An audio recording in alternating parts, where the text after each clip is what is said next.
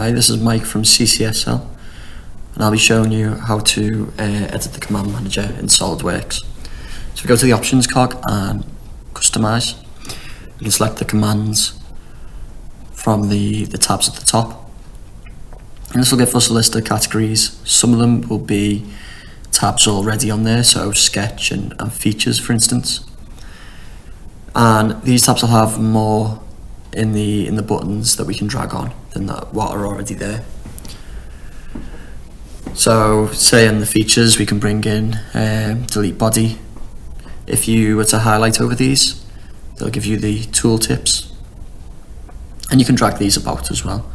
So like I say, tooltips over all of these, and you don't have to just put on features on the features tab. You can go through and maybe put sheet mail on the features tab if you're using specific things before going into the sheet mail. What you have at the top as well is all the tabs that you currently have available,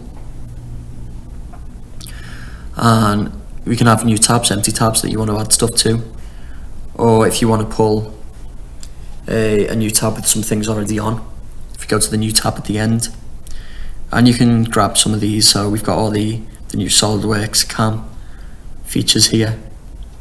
I'm going to pull in a macro tab. What that'll do, that'll put in our macro commands on a macro tab. So we've got the run, stop, record. And if I go into the commands, I can create new macro button and drag that up to the top as well. So if I've got a macro created, I can assign that to a specific position on the tab. So select a macro. I can change the icon if I wanted, and that'll put that on the tab. So that's a quick tech tip on how to customize your command manager and your tabs.